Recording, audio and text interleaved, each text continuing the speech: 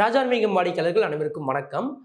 நம்ம ராஜான்மீகம் யூடியூப் சேனலில் பார்த்தீங்கன்னா, இது வரைக்கும் நம்ம நிறைய காணொலிகள் வந்து போட்டிருக்கோம். நிறைய பூஜை சம்மந்தப்பட்ட விஷயங்களை பற்றி பேசியிருக்கோம். இப்போ அதை தொடர்ந்து இப்போ பார்த்தீங்கன்னா, அதோட அடுத்த கட்டமாக இப்போது நம்ம இன்னும் விரிவான விஷயங்கள் நிறைய வந்து பேச போகிறோம். இன்னைக்கு இருக்கிற தலைமுறைக்கு வந்து இந்த ஆன்மீகம் பற்றின அவ்வளவான அந்த புரிதல் வந்து சரியாக கிடையாது. நிறைய பேர் வந்து நம்ம கோயிலுக்கு போவோம், வழிபடுவோம், எல்லாமே செய்வோம். ஆனால் அதுக்கு பின்னாடி இருக்கிற ஆன்மீகம் அறிவியல் காரணங்கள் நிறைய வந்து நம்ம தெரிஞ்சுக்கிறது இல்லை, நம்ம புரிஞ்சுக்கிறதும் இல்லை.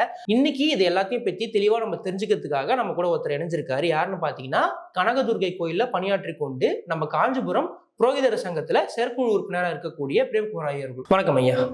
நமஸ்காரம் சார். ஸோ இன்னைக்கு வந்து இன்றைய தலைமுறைக்கு நிறைய பேருக்கு வந்து நான் முதல்ல சொன்ன மாதிரி நிறைய விஷயங்கள் வந்து தெரியறது இல்லை. அது தெரியாததுனாலே வந்து அதை அவங்க வந்து பண்ணணுமா வேணாமான்ற நிறைய விஷயங்கள் வந்து இந்த ஆன்மீகத்தில் வந்து நம்ம இப்போ இருக்கிற தலைமுறை மக்கள்கிட்ட வந்து பார்க்க முடியுது, பசங்க பொண்ணுங்கிட்ட எல்லாருக்கிட்டையுமே.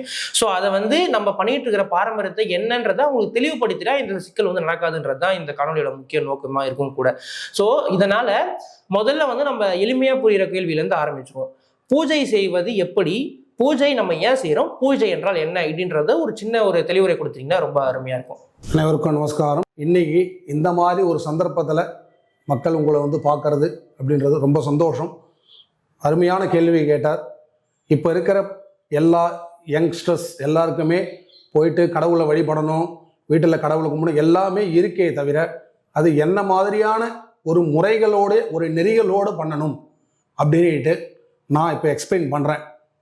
ரெண்டாவது, நம்ம கடவுளை வழிபடுறச்ச நம்ம ஆத்மார்த்தமாக வழிபடணும். அது கோயிலில் பண்ணாலும் சரி, நம்ம வீட்டில் இருக்கிற நம்ம வச்சிருக்க பெருமாள் வந்த சாமி அறையில் இருந்தாலும் சரி, நம்ம ஆத்மார்த்தமாக வழிபடணும். அதுக்கான முறைகள் என்னென்ன அப்படி தான் இன்றைக்கி நான் சொல்ல போகிறேன். இதில் என்னென்னு பார்த்தீங்கன்னா, முதல்ல நம்ம கோவிலில் போய் வழிபடுறது. கோவிலில் போய் வழிபடுறோம் அப்படின்னா முதல்ல கோவிலில் உள்ள நுழைஞ்ச உடனே கொடிமரம் அப்படின்னு ஒன்று இருக்கும். அந்த கொடி மரத்து முன்னாடி முதல்ல கீழே விழுந்து நமஸ்காரம் பண்ணிக்கணும். உள்ளே போன உடனே கொடிமரத்தை நமஸ்காரம் பண்ணிட்டு அதுக்கப்புறம் தான் உள்ளே நம்ம பிரதிஷ்டமாக உள்ளே போகணும், சாமியை கருவறையை பார்க்குறதுக்கு. அப்படி போகிறதுக்கு முன்னாடி அங்கே முன்னாடி பிள்ளையார் இருந்தார்னா பிள்ளையாரில் தலையை கொட்டின்ட்டு தோப்பு கொடனை போட்டுட்டு உள்ளே போகணும். அதே மாதிரி கருவறைக்கு உள்ளே போகிறதுக்கு முன்னாடி, உள்ளனா உள்ள வெளியிலேருந்து நம்ம சேவிப்போம். அந்த மாதிரி சேவிக்கிறதுக்கு முன்னாடி வெளியில் 2 துவார சக்தி துவார பாலகர்கள் இருப்பா. அவளைக்கிட்ட நம்ம பர்மிஷன் வாங்கிக்கணும். அவளை சேவிச்சுட்டு அதுக்கப்புறம் உள்ள மூலவர் யார் இருக்காளோ, அம்பாளோ ஈசனோ இல்லை பிள்ளையாரோ முருகரோ அவளை நம்ம சேவிச்சுக்கணும். இதுதான் வந்து முறை கோயிலில் பண்ணுறது. இதே நம்ம வீட்டில் பண்ணுறோம் அப்படின்னா, வீட்டில் நம்ம அந்த சாமியோடைய அறை அது வந்து பார்த்திங்கன்னா ரொம்ப சுத்தபத்தமாக ஆத்மார்த்தமாக இருக்கணும். எந்த வித தீட்டு இருக்கக்கூடாது, எந்த விதமான தேவையில்லாத பொருட்கள் அது பக்கத்தில் எதுவும் வைக்கக்கூடாது. என்ன பூஜை சாமான் பொருட்களோ, சுவாமி படம்னா சுவாமி படம், சிலையாகப்பட்டது வச்சுருந்தோம்னா சுவாமி சிலை, அதுக்கான புஷ்பங்கள், அது கற்பூரம், ஊதவர்த்தி, இந்த மாதிரி பூஜை பொருட்கள் மட்டும்தான் இருக்கணுமே தவிர வேற எந்த பொருட்களும் பூஜை ரூமில் நம்ம வச்சுக்க கூடாது. அதே மாதிரி நம்ம காத்தால சுத்தபத்தமாக குளிச்சுட்டு வந்துட்டு ரொம்ப ஆத்மார்த்தமாக நேராக போய் பகவான் முன்னாடி நின்றுட்டு நல்ல துணியை உடுத்திட்டு அவர் முன்னாடி போய் உட்காந்துட்டு அவருக்கு நம்மளால் முடிஞ்ச பிரார்த்தனைகளில் பலவிதம் இருக்குது. அதில் நம்ம சுருக்கமாக சிம்பிளாக என்ன சொல்லணும்னா, ஆத்மார்த்த பிரார்த்தனை. எனக்கு இது வேணும்னு கேட்காம லோகத்தில் எல்லாருமே நன்னா இருக்கணும், நாமளும் நன்னா இருக்கணும், லோகமும் நன்னா இருக்கணும்னு சொல்லி சிம்பிளான ஒரு பிரார்த்தனையை வச்சுட்டு உங்களுக்கு தெரிஞ்ச 2 ஸ்லோகத்தை அவர்கிட்ட சொல்லிட்டு பிரார்த்தனை பண்ணிட்டோம்னா அதுவே மிகவும் சிறப்பானது.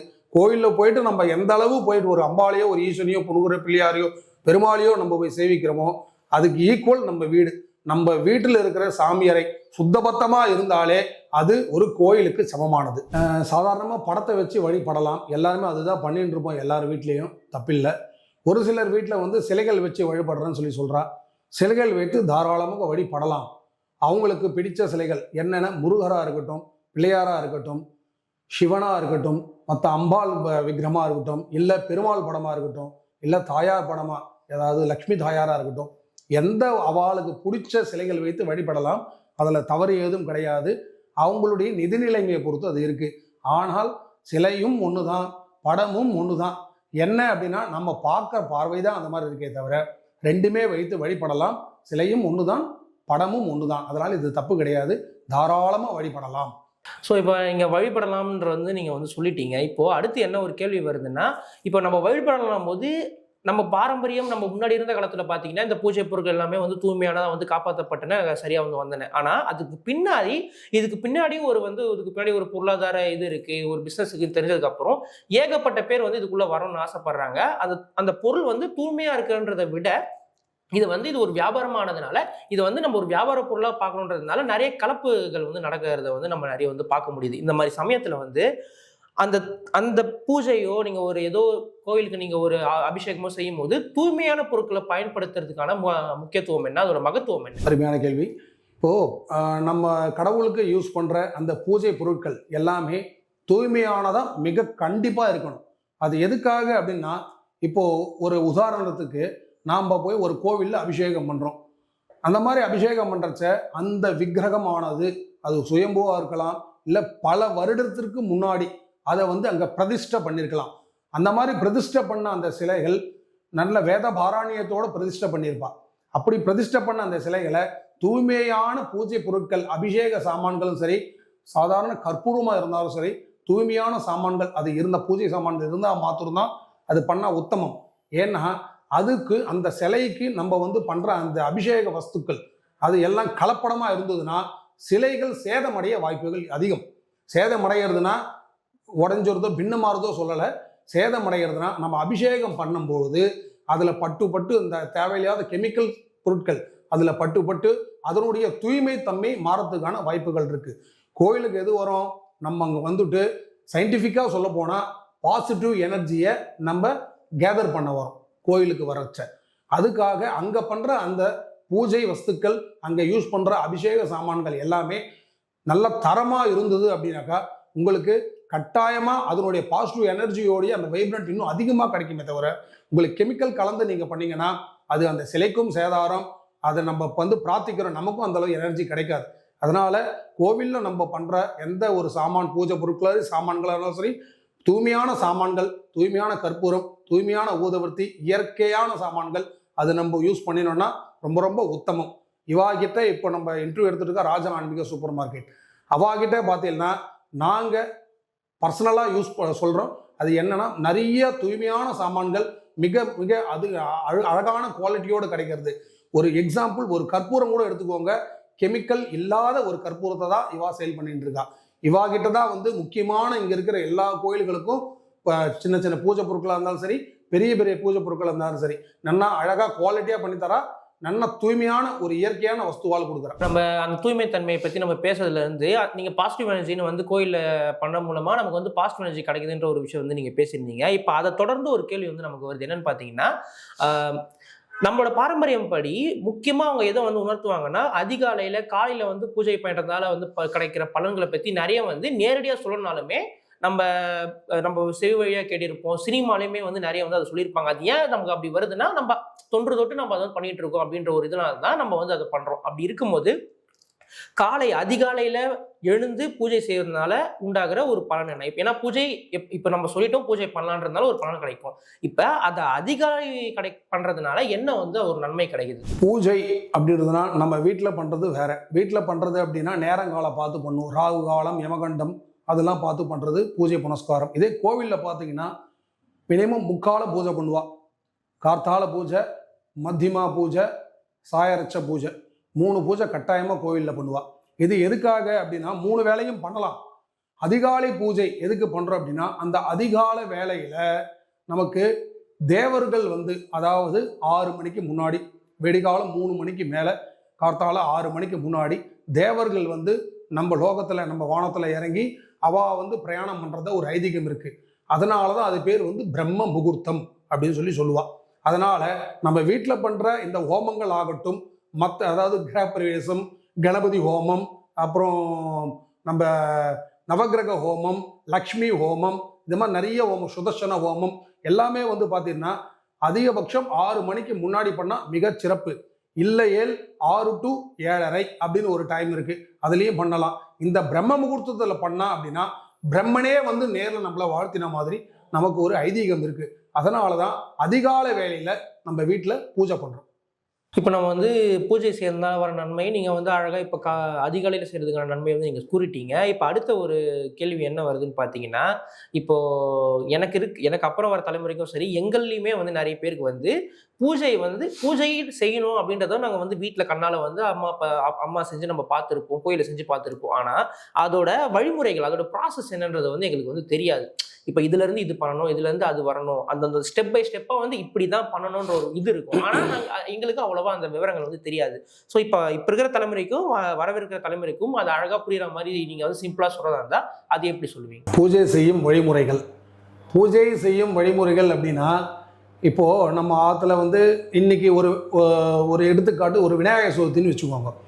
விநாயகர் சதுர்த்திக்கு நம்ம என்ன பண்ணுறோம் அப்படின்னா, காத்தால எழுந்து மொத்தமாக வீட்டை நல்லா சுத்தமாக தொடச்சியோ இல்லை அலம்பியோ வீடை ஃபுல்லாக க்ளீன் பண்ணிவிட்டு, பூஜை ரூம், அதாவது விநாயகர் நம்ம எந்த இடத்துல வைக்க போகிறோமோ அந்த இடமும் பூஜை ரூமும் நம்ம அழகாக மொத்தத்தையும் க்ளீன் பண்ணிவிட்டு விநாயகரை வாங்கிட்டு வரோம் வீட்டுக்கு. விநாயகரை வாங்கிட்டு வந்துட்டு அது எந்த டயத்துக்கு, அதாவது ராவுகால யமகண்டம் இல்லாத டயத்தில் விநாயகரை வச்சு வழிபட்டோம்னா உகந்தது. அந்த இடத்துல நம்ம விநாயகரை வச்சுடுறோம். அது மண்ணாலான விநாயகர், நம்ம வாங்க களிமண்ணால விநாயகர், அதை வாங்கி நம்ம வச்சுடுறோம். அதை வச்சுட்டு அதுக்கப்புறம் ஃபஸ்ட்டு பூஜை அப்படி நடைமுறைகள் அப்படின்னா, முதல்ல விநாயகருக்கு அபிஷேகம் பண்ண முடியாது, ஏன்னா மண்ணில் ஆனதால். அதனால் அவருக்கு என்னென்ன அலங்காரங்கள், விநாயகர் வந்து ரொம்ப அலங்கார பிரீத்தி. அதனால் விநாயகருக்கு நம்மளால் முடிஞ்ச எந்த அலங்காரம் பண்ணாலும் ஏற்றுப்பார் விநாயகர். நீங்கள் நிறைய டிவிகளில் கூட பார்த்துருப்பீங்க, கிரிக்கெட் பேட் வச்சுட்டு இருப்பார். அப்புறம் வந்து பார்த்தீங்கன்னா விராட் கோலி மாதிரி இருப்பார். அப்புறம் இன்னொன்று ஹனுமன் மாதிரி வேஷம் போட்டிருப்பார். அது மாதிரி விநாயகருக்கு நீங்கள் எந்த வகையான வழிபாடு எல்லாமே ஏற்றுப்பார். அவருக்கு வந்து உங்களுக்கு என்ன அலங்காரம் பண்ண முடிகிறதோ, ஒரு வஸ்திரம் சாத்திட்டு அவருக்கு மாலைகள் அதெல்லாம் போட்டுட்டு நல்லா கிளியராக அவருக்கு அலங்காரம் பண்ணிவிட்டு அதுக்கப்புறம் தான் நீங்கள் பூஜையை ஸ்டார்ட் பண்ணணும்.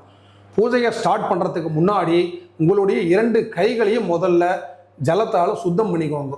சுத்தம் பண்ணிவிட்டு அதுக்கப்புறம் புஷ்பத்தை கையில் எடுத்துட்டு ஃபஸ்ட்டு எடுத்த உடனே சுக்லாம் பரதரம் விஷ்ணும் சசிவர்ணம் சதுர்புஜம் பிரசன்ன வதனம் ஜாயே சர்வ விஜயோப உபசாந்தே, முதல்ல பிள்ளையார் கொட்டின்னு தான் ஆரம்பிக்கணும். எந்த பூஜை நீங்கள் பண்ணுறதா இருந்தாலும் இதுதான் உத்தமம். இதுக்கப்புறம் அந்த பிள்ளையாருக்கு நம்மளால் முடிஞ்ச அஷ்டோத்திரங்கள் தெரிஞ்சால் அஷ்டோத்திரங்கள் சொல்லலாம். இல்லை தெரியலைன்னா புஷ்பத்தால் நல்லா அலங்கரிச்சுட்டு, புஷ்பத்தால் அவருக்கு அஷ்டோத்திரம் தெரியலைன்னா கூட பரவாயில்ல, புஷ்ப அலங்காரம் பண்ணிவிட்டு அதுக்கப்புறம் அவருக்கு தூபம் காட்டணும். தூபம் அப்படின்றால் ஊதுவத்தி அல்லது சிறிய ரக உயர்தர சாம்பிராணி. இந்த சாம்பிராணி இதை ரெண்டும் வந்து நீங்கள் தூபாராதனை தூபம் சொல்லுவா. அந்த தூபத்தை வச்சு ஆராதனை பண்ணிவிட்டு அதுக்கப்புறம் நெய்வேத்தியம் பண்ணணும். நீங்கள் ஆற்றுல பண்ணியிருப்பீங்க, குழக்கட்டை சுண்டல் அதெல்லாம் பண்ணியிருக்கீங்க அன்றைக்கி அப்படின்னா, அது தவிர்த்துட்டு மற்ற நாட்கள் வேறு ஏதாச்சும் பூஜை பண்ணுறீங்க அப்படின்னா எதுவுமே இல்லைனாலும் பரவாயில்ல, சிறிதளவு பசும்பாலாவது வச்சு நெய்வேத்தியம் பண்ணுங்க. நெய்வேத்தியம் பண்ணிவிட்டு அதுக்கப்புறம் தீபாராதனை பண்ணணும். தீபாராதனை பண்ணும்போது ஒரு கையில் மணி, உங்களால் அடிக்க முடியல குழந்தைங்கிட்ட கொடுத்து மணி அடிக்க சொல்லுங்க. மறு கையில் தீபத்தட்டை வச்சுட்டு பிரதட்சணமாக இடக்கையிலிருந்து வலக்கைக்கு வர மாதிரி கிளாக் வைஸ்ன்னு சொல்லுவாள். அந்த கிளாக் வைஸில் 3 தரம் பிரதட்சணமாக ஆராதனை பண்ணணும்.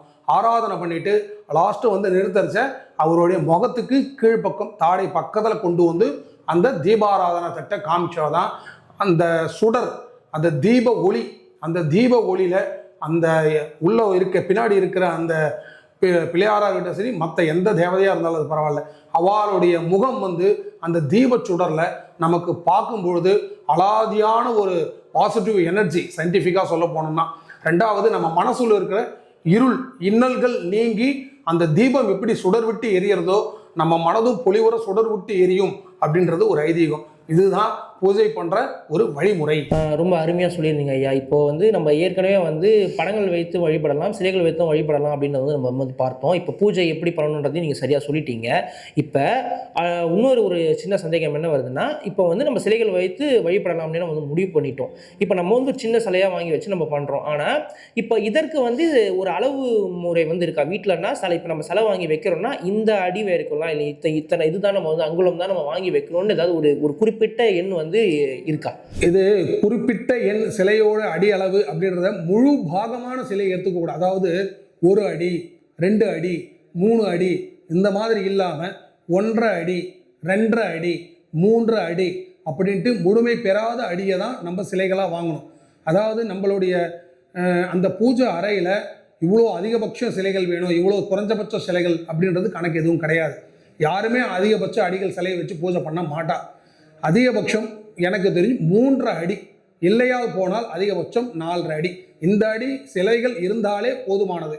ரவுண்டப்பாக இருக்கக்கூடாது. 1, 2, 3 அந்த மாதிரி இல்லாமல் 1.5, 2.5, 3.5 இந்த மாதிரியான ஒரு அளவுகோலில் வச்சுட்டு சிலையை வாங்கினா உத்தமம். இப்போ நம்ம அழகாக நீங்கள் சிலை பூஜை செய்கிற எல்லா வழிமுறைகளும் நம்ம சொல்லிட்டோம். இப்போ பூஜை அறையில் வந்து நம்ம என்னெல்லாம் வந்து மக்கள் தெரிஞ்சுக்கணுமோ அவை அனைத்துமே வந்து முடிந்த வரைக்கும் நம்ம சொல்லிட்டோம். இப்போ அதுலேருந்து கொஞ்சம் வெளியே வந்துட்டோம்னா, மாலை நேரங்களில் வந்து நம்ம பார்த்திங்கன்னா வீட்டில் வந்து நம்ம பாரம்பரியம் படி நம்மளோட சமயம் படி வந்து நம்ம வந்து விளக்கேற்ற ஒரு வழக்கத்தை வந்து நம்ம வந்து தொடர்ந்து வந்து வச்சுக்கிட்டு இருக்கோம். இப்போது அதுக்கு பின்னாடி இருக்கிற பலன்கள் என்ன அப்படின்றத வந்து நீங்கள் சொன்னீங்கன்னா ரொம்ப அருமையாக இருக்கும். காலை மாலை இரு வேளையிலும் அங்கே உங்கள் வீட்டில் இருக்கிற சாமி படத்துக்கிட்ட கட்டாயமாக விளக்கை ஏற்றுங்க. எதனால் அப்படின்னா, காலை வந்து சூரியன் உதிக்கிற நேரம், அதாவது காலை 6 மணி 6:30 மணிக்கு சூரிய உதயமாகும். அந்த சூரிய உதயமாகும் நேரத்தில் நீங்கள் விளக்கு ஏற்றினால் உங்கள் மனசில் இருக்கிற அந்த இன்னல்கள் எல்லாமே விலகும். எப்படி இந்த லோகம் வந்து பிரபஞ்சம் இருளால் ஆனது, சூரியன் உதயமானதுக்கு அப்புறம் தான் லோகத்துக்கு வெளிச்சம் கிடைக்கிறது. அதே போல் பிரபஞ்சத்துக்கு வெளிச்சம் கிடைக்கிறது. அதே மாதிரி நீங்கள் வீட்டில் காத்தால டயத்தில் ஏற்றுற விளக்கு வீட்டில் இருக்கிற இருள்கள் எல்லாம் நீங்கி வீட்டில் சுபிக்ஷம் கிடைக்கணும், நல்லது நடக்கணும் அப்படின்னு நினச்சி நம்ம காத்தால ஏற்றுறோம். இதே மாலையாகப்பட்டது, மாலையில் எதுக்காக நம்ம விளக்கு ஏற்றுறோம் அப்படின்னா, மாலை சூரியன் மேற்கால மறைஞ்சுடுறது. சூரியன் மேற்கில் மறைஞ்சாலும் அந்த இருள் நம்மக்கிட்ட கண்டினியூஸாக இருக்கக்கூடாது. அதனால் மாலை நேரத்தில் நம்ம விளக்கு ஏற்றுறோம். அதாவது வெளிச்சமாகப்பட்டது என்னுடைய வீட்டில் சுடர் விட்டு நெருப்பு சுடர் மாதிரி அழகாக எரிஞ்சு அதில் இருக்க நம்ம இன்னல்கள் மொத்தம் போக்குறதுக்காக. இப்போ சாயங்காலம் விளக்கு ஏற்றலை அப்படின்னா 6 மணிக்கு அப்புறம் வீடு மொத்தமே இருளில் மூழ்கிடும். அந்த காலத்தில் இந்த விளக்கு லைட் எதுவும் கிடையாது, டியூப் லைட்டோ குண்டு பல்போ எதுவும் இல்லாத காலகட்டத்தில் இரு வேளையும் கட்டாயமாக அவங்க வந்து விளக்கு ஏற்றினாங்க. எதற்கு ஏற்றினாங்கன்னா, இருள் நீங்கிறதுக்காக. அந்த இருள் நீங்கிறதுக்கு நம்ம பக்கத்தில் இருக்கிற இறைவன், நம்ம வீட்டு உள்ள வழிபடுற இறைவன், அந்த இறைவன் பக்கத்தில் அந்த தீபச்சூடர் ஏற்றும் பொழுது அங்கே இருக்கிற சயின்டிஃபிக்காக இருக்கிற பாசிட்டிவ் எனர்ஜி எல்லாமே வீட்டினுடைய இடுக்கு மூளை எல்லா இடத்துலையும் அந்த பாசிட்டிவ் எனர்ஜி அழகாக கன்வெர்ட் ஆச்சு. இதே போல தான் இப்போ இருக்கிற நம்ம ஆற்றுல என்ன பண்ணணும்னா, சாயங்கால வேலையிலும் விளக்கு ஏற்றுறச்ச இருள் நீங்கி ஒளி பெருகணும் அப்படின்னு நம்புறதுக்காக சாயங்கால டயத்தில் விளக்கு ஏற்றணும், கட்டாயமாக ஏற்றணும். இப்போ வந்து நம்ம வீட்டுக்குள்ளே விளக்கேற்றுறது, பூஜை செய்கிறது அனைத்தையுமே வந்து பார்த்து நம்ம வந்து அருமையாக பார்த்துட்டோம். இப்போ என்ன ஒரு கேள்வி எழுதுன்னா, இப்போது வீட்டுக்குள்ளேயே நம்ம வந்து எல்லாம் பூஜை எல்லாமே வந்து நம்ம அழகாக வந்து செஞ்சிடறோம். இப்போது நம்மக்கிட்ட வந்து இறைவன் கிட்ட இருந்து ஒரு நல்ல ஒரு அவங்களோட அருள் வந்து நம்மக்கிட்ட வந்து கிடைக்குது. இப்படி ஒரு இது வச்சுப்போம். இப்போது சமீப காலங்களாக இல்லை, நீண்ட காலங்களாகவே கோயிலில் வந்து வழிபடக்கூடிய எண்ணிக்கைன்றதை வந்து குறைஞ்சிருச்சு. ஏற்கனவே வந்து இறைவன் மேலே வந்து நீங்கள் சொல்கிற அந்த பூஜை நம்ம பேசிட்டு இருக்கிற விஷயங்கள்லாம் அவங்க அறியாமையால் நிறைய பேர் வந்து நிறுத்திடுறாங்க. அது வந்து இப்போ நம்ம தெளிவுபடுத்திட்டோம். இப்போ வீட்டுக்குள்ள செஞ்சாலும் கோயில்ல வந்து வழிபடவங்களோட எண்ணிக்கையுமே வந்து அதிக அளவுல வந்து குறைஞ்சிட்டு இருந்தா நிதர்சனமான உண்மை. இப்போ கோயில்ல வந்து மட்டும் அவங்க வழிபடுறதுனால என்ன மாதிரி நன்மைகள்லாம் அவங்களுக்கு கிடைக்குது அப்படின்றத இன்னும் நீங்க ஏற்கனவே நீங்க சொல்லிட்டீங்க. இதோட வேறுபாடு என்னன்றதை நீங்க அழகா சொல்லிட்டீங்கன்னா ரொம்ப அருமையா இருக்கும். மிக அருமையான கேள்வி. கோயில் ஆகப்பட்டது கோயில் இல்லாத ஊரில் குடியேற வேண்டாம் அப்படின்னு சொல்லிட்டு அந்த காலத்துல இருந்தே இருக்கு. எதுக்காக கோயில் இல்லாத ஊர்ல குடியேற வேண்டாம்? கோவில் அப்படின்றது எல்லா ஜனமும், அதாவது ஊரில் இருக்கிற மற்ற எல்லா ஜனமும் வந்து அசம்பிள் ஆகிற ஒரு இடம் கோவில். அது மூல கிரகம்னு சொல்லுவா. அந்த மூல கிரகத்தில் இருக்கிற அம்பாலோ ஈசனோ எந்த ஒரு கணபதி யார் மூல வஸ்து இருந்தாலும் ஜனங்க வந்து அதை பிரதட்சணமாக சுற்றி வருவா. கோவிலுடைய மூல கிரகத்தை சுற்றி பிரதட்சணமாக சுற்றி வருவா. ஒரு ஜனங்கள் ஒரு மக்களுடைய ஒரு கிரகச்சாரம் வேற ஒரு மாதிரி இருக்கும். ஜாதகம், அவங்களுடைய உச்சகட்டம், அவங்களுடைய தாழ்வுநிலை, அதாவது ஜாதகத்தை பொறுத்து சொல்றேன், கிரகநிலையை பொறுத்து சொல்றேன். இப்போ அவளுக்கு வந்து வெவ்வேறு மாதிரி இருக்கும். இவ எல்லாருமே கூட்டு பிரார்த்தனை அப்படின்னு சொல்லிட்டு பண்ணுவா. எங்கன்னா கோவில்ல வந்து அந்த கூட்டு பிரார்த்தனை அப்படின்னு பண்றச்ச அதனுடைய ஒரு ரிசல்ட் அப்படின்னு பார்த்தீங்கன்னா, இது வரலும் நீங்க வேர்ல்டு ஃபுல்லா எங்க வேணாலும் செக் பண்ணி பாருங்க, கூட்டு பிரார்த்தனைக்கு இருக்கிற பலன் வேற எங்கேயுமே கிடைக்காது. அது கிடைக்கிற ஒரே இடம் கோவில். இவா கர்ப்ப கிரகத்தை சுத்தி வரும்போது கர்ப்ப கிரகத்துல ஒரு அப்படியே கோணிக்கலா, அப்படியே கர்ப்ப கிரகம் எப்பவுமே வந்து ஃபிளாட்டா இருக்காது, நல்லா கோணிக்கலா இப்படிதான் இருக்கும், கோன் மாதிரி தான் இருக்கும். அந்த இடத்துல அவளுடைய எல்லா எனர்ஜியும் வந்து ஒரே இடத்துல வந்து சங்கமம் ஆகும். அப்படி சங்கமம் ஆகும் பொழுது உள்ளோ தீபாராதனை காட்டுற ஐயர் இருக்கா பார்த்தீங்களா, அவ வந்து தீபாராதனை காட்டுறச்ச வேத மந்திரங்கள் முழங்கி தீபாராதனை பண்ணுவா.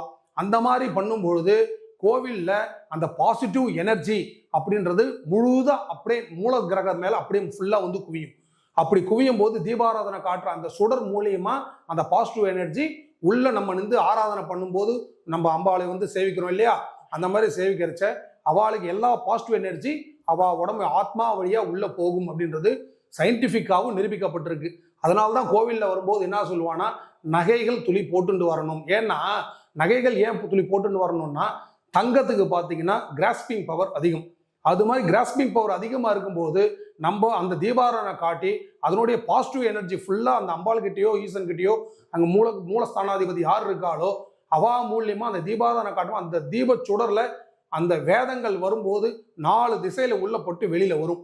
அப்படி வரும்போது அந்த தங்கத்துக்கு கிராஸ்பிங் பவர் அதிகமாக இருக்கும். நம்ம தங்கம் எங்கே வைப்போம், கழுத்தில் மாலையாக போட்டுப்போம், செயினாக போட்டுப்போம். அது ஆத்மார்த்தமாக நமக்கு உள்ளே போயிட்டு இறங்கும். அதுக்காக தான் கோவிலில் வந்து நம்ம சேவிக்கிறது ரொம்ப ரொம்ப ரொம்ப ரொம்ப நல்லது. அதனால் என்னுடைய அட்வைஸ், எல்லாரும் தப்பாக எடுத்துக்க வேண்டாம். கோயிலுக்கு வர முடியாதவா இதுக்கப்புறம் கோயிலுக்கு வர ட்ரை பண்ணுங்க. இப்போ இங்கே கோயிலுக்கு வந்து வழிபடுறது மூலமாக என்ன ஒரு நன்மை கிடைக்குதுன்றது ரொம்ப அருமையாக சொல்லிட்டீங்க. இப்போ இவ்வளோ நேரம் வந்து நம்ம வந்து பூஜைகள், அதோட பலன்கள், செய்முறைகள் எல்லாத்தையுமே அழகாக பார்த்துட்டோம். கோயிலுக்கு வந்து வழிபடுறதை பற்றி பார்த்துட்டோம். இப்போ அடுத்த கட்டமாக இப்போ வந்து நம்ம கோயில்களை பற்றி ஒரு சில விஷயங்கள் வந்து நம்ம வந்து இப்போ பார்க்கலாம். இப்போ என்னன்னா, இப்போ கோயில்கள்னு பார்த்தீங்கன்னா முதல்லயே வந்து ஒரு கோயில் எப்போ தொடங்கப்பட்டு அதை பற்றின வெளியே எப்போ பேசப்படுதுன்னா அதோட கும்பாபிஷேகம் அப்படின்ற ஒரு விஷயம் கோயிலுக்கு நடக்கிறப்ப தான். ஏன்னா அப்போ தான் வந்து கோயில் கும்பாபிஷேகம் நடக்குது, இந்த மாதிரி கோயில் இருக்குதுன்னு நிறைய பேர் தெரிஞ்சுப்பாங்க. அந்த கோயிலை பற்றின இது ஆரம்பிக்கும். கோயிலோட அந்த முதல் புள்ளி கும்பாபிஷேகம் தான் ஆரம்பிப்போம். அப்படி இருக்கும்போது கும்பாபிஷேகம்னா என்ன, ஒரு கோயில் கும்பாபிஷேகம் எவ்வளவு முக்கியம், அப்ப என்னெல்லாம் நடக்கும்ன்றதை வந்து இப்ப இருக்கிறவங்களுக்கு புரியுற மாதிரி நீங்க அழகா சொன்னீங்கன்னா ரொம்ப அருமையா இருக்கும். அருமையான கேள்வி. கோவில் கும்பாபிஷேகம் அப்படின்னா எல்லாருக்குமே தெரிஞ்ச காமனான ஒரு ஃபேக்டர். 12 வருஷத்துக்கு ஒரு தடவை கும்பாபிஷேகம் பண்ணுவா அப்படின்ட்டு. அது கரெக்ட். 12 வருஷத்துக்கு ஒரு முறை கும்பாபிஷேகம் பண்ணணும் அப்படின்னா, இப்போ கோவிலில் மொத்தம் 4 ரகம் இருக்குது கும்பாபிஷேகத்தில். ஒன்று, புது கோவில் கட்டிட்டு புதுசாக பிரதிஷ்டை பண்ணுறா, அது ஒரு ரகம். 2வது ரகம் அப்படின்னா சிதிலம் அடைந்த, அதாவது இயற்கை சீற்றங்களால் சிதிலம் அடைந்த அந்த மாதிரி ஒரு மூலஸ்தானம் சிதிலம் அடைஞ்சிருக்கலாம், கோயிலில் நிறைய பாகங்கள் சிதிலம் அடைஞ்சிருக்கலாம், அதை வந்து சரி பண்ணி பண்ணுறது 2வது ரகம். 3வது ரகம் அப்படின்னா நம்ம ஆல்ரெடி இருந்த ஒரு மூலஸ்தானத்தையோ இல்லை வேற எதையோ வந்து ஜஸ்ட் ஒரு சின்ன மாடிஃபிகேஷன் பண்ணுறோம், அந்த மாதிரி பண்ணுறது வந்து 3வது ரகம். 4வது ரகம் அப்படின்னா இப்போ கோவிலில் ஏதோ ஒரு தப்பு நடந்துருது, ஒரு கெட்ட அசம்பாவிதம் நடந்துருது அப்படின்னா அதுக்கு நிவர்த்தி பண்ணிட்டு பண்ணுறது ஒரு கும்பாபிஷேகம். மொத்தம் 4 வகையான கும்பாபிஷேகம் இருக்குது. இதில் என்னன்னா, வேத பாராயணத்தோட ஹோமங்கள் எல்லாம் நடத்தி 3 காலமோ 5 காலமோ 7 காலமோ 11 காலமோ எத்தனை காலமோ கும்பாபிஷேகம் பண்ணி அந்த ஜலத்தை எடுத்துட்டு வந்துட்டு பிரதட்சணமாக வந்து நம்ம கோவிலோட கோபுரத்தை மேலேயும் கொட்டுவா, உள்ளே இருக்கிற மூலாதிபதி மேலேயும் கொட்டுவா. கோயில் கோபுரத்து மேலே ஏன் கொட்டணும் சுவாமி அப்படி எல்லாருமே கேள்வி வரலாம். ஏன் உள்ளதானே நம்ம சுவாமி இருக்கார், கோபுரத்தில் ஏன் நம்ம கொட்டணும் அப்படின்னு கேட்கலாம். கோவில் கோபுரத்தில் கொட்டுறது எதுக்குன்னா, கோபுர தரிசனம் கோடி புண்ணியம். இப்போ உள்ள வர முடியாத பக்தர்கள் சிலர் இருப்பா, மூலஸ்தானத்துல வர முடியல, நான் ஏதோ வேலை நிமித்தமாக அப்படியே போயிட்டேன், இல்லை என்னால் உள்ளே வர கால் முடியல, வயசாகிடுது, நடக்க முடியல, என் வீடு வெளியில் தான் இருக்குது, அதனால் நான் எப்படி உள்ளே வந்து பார்க்குறது, சுத்தமாக கூட்டு வர ஆள் யாரும் கிடையாது, இந்த மாதிரி நிறைய காரணங்கள் இருக்கலாம். இவாலாம் வந்து அந்த கோபுரத்தை பார்த்துட்டு அவங்க சேவிச்சுட்டாலே போரும். அது மூலஸ்தானாதிபதி பார்க்குற அதனுடைய ஈக்குவல் சமம். அதனால தான் கோயில் கோபுரத்து மேலே அந்த கலசங்கள் மேலே வந்து அந்த புனித ஜலம், அபிஷேக ஜலத்தை வந்து வேத விற்பனர்கள் எல்லாருமே அதில் ஊத்துறான். இப்போ ரொம்ப அருமையாக கும்பாபிஷேகம் வந்து எப்படிலாம் நம்ம வழிபடலாம், இப்போ உள்ளே வந்து பார்க்க முடியாதவங்களுக்கு கூட கும்பாபிஷேகம் பார்த்தா என்ன பலன் கிடைக்குதுன்ற ரொம்ப அருமையாக கொடுத்துருந்தீங்க. இப்போ பார்த்தீங்கன்னா நிறைய பேர் வந்து கும்பாபிஷேகம் நடக்கும்போது தன்னால் முடிஞ்ச ஒரு உதவியை வந்து இறைவனுக்கு வந்து செய்யணும் அப்படின்னு வந்து எல்லாருமே ஆசைப்படுவாங்க. நிறைய பேர் வந்து அவங்க கிட்ட பொருளாதார நிலை வந்து ரொம்ப அருமையாக இருக்கும், அவங்க பெரிய அளவில் செய்வாங்க. பொருளாதாரம் இல்லாதவங்க கூட ஏதாவது ஒன்று செய்யணும்னு நினைக்கணும், பட் அவங்களுக்கு எப்படி பண்ணணும் அப்படின்னு தெரியாது, காசு இல்லையன்ற ஒரு இது இருப்பாங்க. அப்படி இருக்கும்போது இப்போ இந்த மாதிரி இருக்கும்போது அவங்க எப்படி வந்து கும்பாபிஷேகத்தில், இப்போ கும்பாபிஷேகம் எடுத்துட்டாலே அதுக்கு அவங்க எப்படி அவங்க நன்கொடையை வந்து அவங்க செய்யலாமா, அது எப்படி செய்யலாம், அது மட்டும் இல்லாம கோயிலுக்கு நம்ம வந்து ஒரு நன்கொடை கொடுப்பதுனால நமக்கு என்ன மாதிரி பலன்கள் கிடைக்கும், அதுக்கு பின்னாடி இருக்கிறது என்ன, அதை பத்தி நீங்க தெளிவா சொல்லிட்டீங்கன்னா ரொம்ப அருமையா இருக்கும். கோவில் கும்பாபிஷேகத்துல கலந்தாலே நம்ம என்னன்னா, கும்பாபிஷேகத்துல வந்து பாத்தீங்கன்னா நம்ம கலந்துக்கிறதால நம்மளுடைய இன்னல்கள் போகும், வறுமை நீங்கும், நமக்கு இருக்கிற அந்த கெட்ட சக்தி விலகும். கெட்ட சக்தினா நான் என்ன சொல்றது, நம்ம மைண்டில் வந்து ஏதாவது தாட்டு நெகட்டிவ் தாட்டு போயிட்டே இருக்கும். அது எல்லாமே விலகிடும். அப்புறம் வந்து ஒரு ஒற்றுமை கிடைக்கும். மக்கள்கிட்ட ஒரு கிராமமோ இல்லை ஊரோ எந்த மக்கள்கிட்ட வந்து ஒற்றுமை கிடைக்கும். நம்ம ஜனங்கள் பந்துக்கள் எல்லாம் ஒன்றா சேருவா. இது எல்லாமே இருக்குது. ஒரு கும்பாபிஷேகம்னாலே இது எல்லாமே அடங்கினது தான். இப்போது ஒரு கும்பாபிஷேகம் அப்படின்னு பார்த்தீங்கன்னா நன்கொடை அப்படின்னு சொன்னான். நன்கொடைன்றது யார் வேணாலும் பண்ணலாம். ஒரு கும்பாபிஷேகத்துக்கு எப்படி பண்ணலாம், ஐயோ எனக்கு தயக்கம் இருக்கே, நான் இது பண்ணால் தப்பாயிடுமோ, இது கம்மியாக இருக்குமோ அப்படின்னு எந்த நினப்பும் வேண்டாம். உங்களால் முடிஞ்ச ஒரு கற்பூரத்தை கூட வாங்கி தரலாம். ஒரு கும்பாபிஷேகம் நடக்கிறது அப்படின்னா உங்களால் என் நிதியில் சரியில்லை சுவாமி, எனக்கு நான் இது வாங்கி கொடுத்தா தப்பா அப்படின்னா தப்பே கிடையாது. இப்போ கோயில் வந்து கட்டின்னு இருக்கா, உங்களால் முடியும்னா ஒரு 5 பேக் சிமெண்ட் வாங்கி கொடுங்கோ, இல்லை மணல் எதனா வாங்கி கொடுங்கோ, இல்லை செங்கல் எதனா வாங்கி கொடுங்கோ. இல்லை என்னால் அது கூட முடியாது சுவாமி, நான் வந்து ஒரு நாள் வந்து ஒர்க் மட்டும் பண்ணி தரேன் அப்படின்னா தாராளமாக வந்து ஒர்க் பண்ணி கொடுங்க. அங்கே யார் வந்து இன்சார்ஜ் இருக்காளோ அவகிட்ட பேசிட்டு, எனக்கு இந்த வேலைகள்லாம் தெரியும், நான் வந்து ஒரு எலக்ட்ரிஷியனாக இருக்கேன், உங்களுக்கு என்ன வேலைகள் வேணுமோ சொல்லுங்க, நான் வந்து பண்ணித்தரேன். அதுவும் ஒரு கைங்கரியம் தான். இது நம்ம பொருள் கொடுத்தாதான் கைங்கரியன்னு கிடையாது, நாமளே இறங்கி செஞ்சாலும் அதுவும் ஒரு கைங்கரியம் தான். அதனால கும்பாபிஷேகத்துக்கு இந்த பொருள் தான் வாங்கி தரணும் கிடையாது.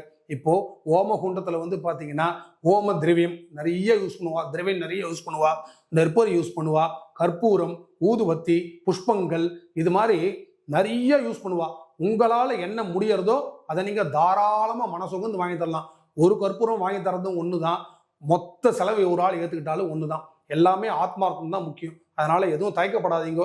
உங்களால் முடிஞ்சதுன்னா ஒரு கற்பூரமாவது வாங்கி கொடுத்தீங்கன்னா மிக நல்லது. இப்போ அடுத்து வந்து இப்போ என்னன்னு பார்த்தீங்கன்னா, நம்ம கோயிலை பற்றி நிறைய விஷயங்கள் வந்து பார்த்துட்டு வரோம். அப்படி இருக்கிற சமயத்தில் இப்போ நம்ம ராஜானியத்திலுமே வந்து பார்த்தீங்கன்னா நிறைய பொருட்கள் வந்து வாடிக்கையாளர்கள் வந்து வாங்கிட்டு போவாங்க. ஆனால் குறிப்பிட்டு சொல்லணும்னா இந்த கும்பாபிஷேக நேரங்கள் அது மட்டும் இல்லாமல் ஓமங்கள் வந்து நடத்தணுன்றதுக்கு வரும்போது வந்து ரொம்ப பார்த்து பார்த்து பொருட்களை வந்து வாங்கிட்டு போவாங்க. ஓமத்துக்காக வந்து இருக்கும், நீங்கள் பார்த்து பண்ணுங்கன்னு வாங்க. ஒரு சில நாங்கள் எடுத்து கொடுக்குறதா கூட இல்லை நாங்களும் வர சொல்லிட்டு ரொம்ப வந்து என்னென்ன பொருள் வாங்குறாங்கன்றது வந்து பார்த்து பார்த்து ரொம்ப உன்னிப்பாக வந்து பார்த்துட்டு வாங்கிட்டு போகிறத நம்ம நிறைய வந்து கவனிக்கிறது உண்டு. அப்படி இருக்கிற பட்சத்தில் ஓமங்கள்னா என்ன, ஓமங்களோட பயன்கள் என்ன, ஒருவேளை இதுல வகைகள் ஓமங்கள்ல பல வகைகள் உண்டு. எனக்கு தெரிஞ்சது கணபதி ஓமம், இந்த மாதிரி ஒரு சில ஓமங்கள் எங்களுக்கு தெரிஞ்சது. இப்போ உங்களோட இதுல வந்து மொத்தமாவே ஓமங்கள்ல எத்தனை வகைகள் உண்டு, அதன் பலன்கள் என்னன்றதை நீங்க வந்து அழகா ரொம்ப எளிமையா சொல்லிட்டீங்கன்னா இப்போ பாக்குறவங்களுக்கு ரொம்ப எளிமையா புரிஞ்சிடும், அது என்னன்றதும் தெரிஞ்சிடும். கட்டாயமா ஹோமங்கள் பல வகை உண்டுதான், இல்லைன்னு இல்லை. குறிப்பா எல்லாருக்குமே தெரிஞ்சது பொதுவாக கணபதி ஹோமம், லட்சுமி ஹோமம், நவகிரக ஹோமம் சொல்லுவா. இது மாத்திரம் கிடையாது, நிறைய ஹோமங்கள் இருக்கு. ஹோமங்களுடைய பலன்கள் அப்படின்னு கேட்டீங்கன்னா, ஹோமம் பண்ணும் பொழுது ஹோமத்தில் நம்ம என்னென்ன பொருட்கள் சேர்க்குறோம், எல்லாமே வந்து ரொம்ப ரொம்ப முக்கியமான பொருட்கள். அதாவது நெய், தூய்மையான பசு நெய். அதுக்கப்புறம் ஹோம திரவியம், திரவியம்னா எல்லாமே சேர்ந்தது தான் திரவியங்கள். அப்புறம் கற்பூரத்தை சேர்ப்போம். அது மட்டும் இல்லாமல் நம்ம சமித்து கட்டைகள் சொல்லுவா, அந்த சமித்து கட்டைகள் சேர்ப்போம். நெற்பொரி, இது மாதிரி நம்ம நெய்வேத்தியம் பண்ணக்கூடிய இந்த சுத்த அன்னம், இந்த மாதிரி எல்லாமே ஹோமத்தில் நம்ம சேர்ப்போம். சேர்த்து வேதத்தோட பாராயணம் பண்ணி அந்த ஹோமம் நம்ம பண்ணுறச்ச அதனுடைய பாசிட்டிவ் எனர்ஜின்னு சொல்லுவா. ஹோமத்தில் நம்ம வீட்டில் பண்ணுற பாசிட்டிவ் எனர்ஜின்னு சொல்லுவா. அதாவது ஒரு புதுசாக வீடு கட்டினா அப்படின்னா, வீடு கட்டும் பொழுது சின்ன சின்ன உயிரிகள், கண்ணுக்கு தெரியாத உயிரிகள் மடிந்திருக்கலாம். அந்த மாதிரி மடிந்த உயிரிகள் சில சாபங்களை விட்டிருக்கலாம். அது நமக்கும் சேரக்கூடாது. ஏன்னா அது மடியணுன்ட்டு நம்ம எந்த வேலையும் பார்க்கல, நம்ம ஒரு வேலை பார்த்துருக்கோம், அந்த இடத்துல அது மடிஞ்சுடுத்து அப்படின்னா அதனுடைய சாபம் கூட நமக்கு வரக்கூடாது அப்படின்ற மாதிரி ஒன்று. ரெண்டாவது சுபிக்ஷம். இன்னைக்கு இந்த வீட்டில் பிரவேசம் நான் பண்ணியிருக்கேன், இதுக்கு முன்னாடி இந்த வீடு எப்படி இருந்தது யாருக்குமே தெரியாது. அந்த இடம், நான் சொல்றது வீடு இல்லை இடம், எப்படி இருந்ததுன்னு யாருக்குமே தெரியாது. இதுக்கப்புறம் நம்மளுடைய குடும்பம் வாழையடி வாழையாக இந்த வீட்டில் நம்ம புரண்டுட்டே இருக்கணும். வாழையடி வாழையானா தலைமுறை தலைமுறை தாண்டி இந்த வீட்டில் வசிக்கணும். அப்படின்னா இந்த வீட்டு எந்த அளவு சுபிக்ஷமாக இருந்ததுன்னா நம்ம தலைமுறை இந்த இடத்துல நீடிக்கும் அப்படின்ட்டு அதனால பண்ற வேள்விகள், யாகங்கள், ஹோமங்கள் தான் முதல்ல. ரெண்டாவது, அந்த இடம் வந்து பார்த்தீங்கன்னா அதுக்கு முன்னாடி வேற ஏதோ ஜந்துக்கள் வாழ்ந்துருக்கலாம், இல்லை யூஸ் பண்ணாத இடமா இருக்கலாம், இல்லை விளை நிலமா இருக்கலாம். அது மாதிரி எந்த காலகட்டத்தில் எப்படி இருந்தது யாருக்கும் தெரியாது. இப்போ அது நம்ம மனையடியா மாத்திட்டோம், அதாவது வாழக்கூடிய மனையா மாத்திட்டோம். அப்படின்னு மாற்றும் பொழுது அந்த இடத்துல டைரக்டா போய் குடி போயிட்டோம் அப்படின்னா அங்க இருக்கிற சில ஜந்துக்கள், அதான் நான் சொன்ன மாதிரி இறந்துருக்கலாம், அதனுடைய சாபங்கள் கூட நமக்கு வந்து கிடைக்கக்கூடாது. அதாவது நம்ம மனசார யாருக்கு எந்த துரோகம் பண்ணல, நம்ம ஒரு வீடு கட்டினோம், அந்த மாதிரி கட்டக்கூடிய அந்த வீட்டில் அது சில இறந்துருக்கலாம், செஞ்சிருக்கலாம். ரெண்டாவது, நம்ம அந்த மனையடி சாஸ்திரம் பார்க்குறோம். மனையடி சாஸ்திரத்தில் ஏதாவது சிறு தவறுகளும் நிகழ்ந்திருக்கலாம், இல்லை வாஸ்து சரியாமல் இருந்திருக்கலாம். இதெல்லாம் நிவர்த்தி பண்ணிட்டு அந்த இடத்துல நம்ம நன்னா வாழணும் அப்படின்னு பண்ணுறது தான் ஹோமங்கள். இதுதான் ஹோமத்துடைய பயன்கள். ரொம்ப அருமையாக வந்து விளக்கியிருக்கீங்க. இதுக்கப்புறம் வந்து நிறைய பேர் வந்து அதை புரிஞ்சுக்கிட்டு அதை பற்றி வந்து செய்வாங்கன்றதை வந்து ரொம்ப நம்ம நம்புகிறோம். இப்போ அடுத்து இறுதி கேள்வி என்னன்னு பார்த்தீங்கன்னா, கோவில்கள் அண்ட் வீடுகள் அனைத்தை பற்றி நம்ம பார்த்துட்டோம். இப்போ அடுத்து நம்ம வந்து பார்க்க வேண்டிய ஒரு முக்கியமான ஒரு விஷயம் என்னன்னு பார்த்தீங்கன்னா, நம்ம காஞ்சிபுரமானது பெயரே வந்து பார்த்தீங்கன்னா கோயில் நகரம் அப்படின்ற பெயருக்கு வந்து ரொம்ப பிரசித்தி பெற்ற ஒரு ஊர் தான் நம்ம ஊர். ஏன்னா சங்க காலத்துலேருந்தே பல கோயில்கள் அப்பயும் இருந்து இப்பயுமே நம்ம வந்து நிறைய கோயில்கள் வந்து கட்டிக்கிட்டு இருக்கிறதுனால நம்ம பேர் வந்து ரொம்ப பிரசித்திப்பான வெற்று. அதுலேயும் முக்கியமாக பார்த்தீங்கன்னா ஏகநாதர் கோயிலாகட்டும், வரதராஜ பெருமாள் கோயிலாகட்டும், இவை இரண்டுக்குமே வந்து பார்த்தீங்கன்னா தேர்கள் அப்படின்றத வந்து நம்ம வந்து பார்ப்போம். அது ரொம்பவே வந்து இப்போ இருக்கிறவங்க கூட இந்த பூஜை கோயில் கும்பாபிஷேகம்லாம் தாண்டி இந்த தேர் வரும்போது மட்டும் அனைவருமே ஒன்று சேர்ந்துருவாங்க. சின்ன பசங்கள்ல இருந்து வயதானவங்களுக்கு அனைவருமே ஒன்று சேர்ந்து இவ்வளவு கூட்டம் வந்தாலும் அதிகாலையில எழுந்து வந்து நம்ம தேர்களில் வந்து நம்ம வந்து பார்த்து சுவாமியை பார்த்து தேர் பின்னாடியே நம்ம வந்து அந்த கயிறை வந்து தொட்டுட்டாலும் நம்ம கும்பிடுறது வந்து நம்ம வந்து இப்பயும் பார்க்கறது உண்டு. ஏன்னா நம்ம சாமி கும்பிட்றதையும் இந்த விஷயங்கள்லாம் தாண்டி அனைவருமே சேர்ந்து ரொம்ப கொண்டாடப்பட வேண்டிய கொண்டாடப்பட்டு இருக்கிற ஒரு விஷயமா தான் இந்த தேர்களை வந்து நம்ம பார்க்குறோம். அப்படி இருக்கும்போது இதை பற்றி உங்களோட பார்வை என்ன? இது எந்த அளவுக்கு வந்து மக்களோட இணைஞ்சிருக்குன்றதை வந்து நம்ம நிறைய பார்க்க முடியுது. இதை பற்றி உங்களோட பார்வை என்ன? நீங்க எப்படி நினைக்கிறீங்க இதை? அதாவது தேர் ஊரு கூடி தேர் இழுப்போம். ஒருத்தரால் தேர் இழுக்க முடியாது, ஏன்னா தேரோட வெயிட் அந்த மாதிரி. ஊரு கூடி தேர் இழுப்போம், வடங்கயிறை பிடிச்சி நம்ம இழுத்துட்டு போகிறோம். என்ன விசேஷம்னு கேட்டிங்கன்னா, நம்ம சுவாமியை நம்மளால் பல்லக்கில் தூக்கி டெய்லி கொண்டு போக முடியாது. அதுக்குன்னு தனியாக மனுஷா இருப்பா. கோவில்களில் அவள் தான் தூக்கிட்டு போவா, அவள் தான் தூக்கிட்டு வருவா. ஆனால் இந்த தேர் டயத்தில் மட்டும் நாம் எல்லாருமே வடம் பிடிச்சி சுவாமியை இழுத்துன்னு போகலாம். முக்கியமான விஷயம் என்னென்னா, சுவாமி அந்த டயத்தில் தான் நகரம் ஃபுல்லாக வீதி உலா வருவார் தேரில். அதாவது தேர் அமைப்பே பார்த்திங்கன்னா ஒரு கோவில் அமைப்பு தான். தேரோட அமைப்பை நீங்கள் பார்த்தீங்கன்னா கோயிலோடைய கோபுரம் எப்படி இருக்கோ அதே போல தான் இருக்கும். அதே மாதிரி நடுவில் உற்சவ மூர்த்திகள் உட்காந்துண்டு அவள் தான் ஏழ்வா. ஃபுல்லாக தேர் ஃபுல்லாக அவள் தான் ஊர் ஃபுல்லாக சுற்றி வருவா. அந்த மாதிரி வரும்போது நமக்கும் ஒரு சான்ஸ் கிடைக்கிறது அவளை கொண்டு போகிறதுக்கு, அதாவது இழுத்துண்டு வடம் பிடிச்சி கொண்டு போகிறதுக்கு. மற்ற எந்த டயத்துலையும் அவளை போய் நம்ம தூக்க முடியாது. ஏன்னா நான் சொன்ன மாதிரி அதுக்கான பணியாளர்கள் தனியாக இருக்கும்போது இந்த டயத்தில் திருவிழான்னு சொல்லுவாள். ஆக்சுவலாக இந்த தேரை வந்து திருவிழான்னு சொல்லுவாள். ஊர் கூடி ஒன்றா எடுத்து அந்த நகர வளத்தை சுவாமியை நம்ம மொத்தமாக கொண்டு போய் நாங்கள் எல்லாம் சந்தோஷமாக இருக்கோம் அப்படின்ட்டு அவர் கண் முன்னாடி நம்ம காமிக்கிறது. அவருக்கு என்னுடைய குழந்தைகள் என்னுடைய பக்தர்கள் எல்லாருமே சந்தோஷமாக இருக்கா, அவளுக்கும் ஒரு ஆத்மார்த்த மனசார்ந்த திருப்தியாக கிடைச்சிருது. இதுதான் தான் தேரை நம்ம வந்து எல்லாமே ஒன்றா சேர்ந்து இழுக்கிறதுக்கு காரணமே இதுதான். அந்த டயத்தில் நம்ம ஊரில் இருக்கிற கிராமங்கள்லாம் பார்த்தீங்கன்னா தேர் இழுக்கிறச்ச, இப்போ நம்ம ஊரில் காஞ்சிபுரத்தில் வரதராஜ பெருமாள் கோயில் தேர் இருக்குது. அந்த தேர் இழுக்கிறச்ச அக்கம் பக்கத்தில் உள்ள கிராமங்கள் மாத்திரம் இல்லாமல் வெளிநாட்டில் இருந்தெல்லாம் மனுஷா இங்கே வரா. அந்த டயத்தில் தான் மொத்த சொந்தத்தையும் சந்திக்கிற ஒரு டைம் கிடைக்கிறது. இதுவும் நமக்கு பாக்கியம் தானே. தேர் அப்படியாகப்பட்டது நம்மளுடைய கடவுளை நம்ம கையால் ஊர் ஃபுல்லாக இழுத்துட்டு போயிட்டு காமிக்கிறது தான் தேர், அதனுடைய சிறப்பு. ஸோ ரொம்ப அருமையாக வந்து தேரை பற்றி வந்து விளக்கம் வந்து கொடுத்துருந்தீங்க. இன்றைக்கி நம்ம வந்து நிறைய விஷயங்கள் வந்து நம்ம வந்து பார்த்துருப்போம். வீட்டில் செய்கிற பூஜையை வந்து எப்படி ஆரம்பிக்கணும் செயல்முறையில் இருந்து கோயில் கும்பாபிஷேகம்லேருந்து தேர் வரைக்கும் நம்ம நிறைய விஷயங்கள் வந்து இங்கே வந்து பார்த்துருப்போம். ஸோ ரொம்ப இதுக்கப்புறம் பார்க்குறவங்க நிறைய பேருக்கு வந்து இது போய் சென்றடையும். அதன் பிறகு நம்ம வீட்டில் செய்யக்கூடிய எல்லா விஷயங்களுக்கு பின்னாடியும் நம்ம இந்து சமயப்படி நம்ம செய்கிற எல்லா விஷயங்களுக்கு பின்னாடியும் ஒரு காரணங்கள் இருக்குன்றதை கண்டிப்பாக அவங்க புரிஞ்சுப்பாங்க, தெரிஞ்சுப்பாங்க, இதுக்கப்புறம் செய்வாங்கன்றதை நான் ரொம்ப அருமையாக வந்து நம்புகிறேன். ஸோ பார்க்குற நீங்களும் வந்து கண்டிப்பாக இதன் மூலமா வந்து நிறைய பயன்கள் வந்து அடைஞ்சிருப்பீங்கன்றதை வந்து நாங்கள் வந்து நம்புகிறோம். உங்களுக்கு இதிலும் ஏதேனும் சந்தேகங்கள் இருக்குது, இல்லை வேறு ஏதாவது விஷயங்களை பற்றி நம்ம பேசுகிறோம் நீங்கள் வந்து நினச்சிங்கன்னா மறக்காமல் வந்து நம்ம கீழே வந்து நீங்கள் கமெண்ட் பண்ணுங்கள். நம்ம அதை பற்றி தொடர்ந்து வந்து காணொலிகள் போகிறதுக்கான அனைத்து முயற்சிகளுக்குமே நம்ம ராஜான்மீகம் வந்து எடுக்கும். ஸோ இன்றைக்கி வந்து நமக்கு இவ்வளோ விஷயங்கள் வந்து இவ்வளோ நேரம் பொறுத்திருந்து சொல்லி எல்லாத்தையும் தெளிவாக நமக்கு வந்து புரிகிற மாதிரி எளிமையாக சொன்னால் நம்ம பிரேம்குமார் ஐயா அவர்களுக்கு வந்து நம்ம ஒரு நன்றியை வந்து தெரிவிச்சுக்கோம். ஐயா நமஸ்காரம். எல்லாருமே கோயிலுக்கு போயிட்டு வாங்க, எல்லாருமே சுவாமியை கும்பிடுங்க. நம்ம ஊர் கூடி இழுத்தாதான் தேர். அதே போல் நம்ம ஊர் மக்கள் எல்லாம் ஒத்துமையாக இருந்து பண்ணால் மட்டும்தான் நம்ம தர்மத்தை நம்ம வந்து நிலைநாட்ட முடியும். நன்றி, நமஸ்காரம்.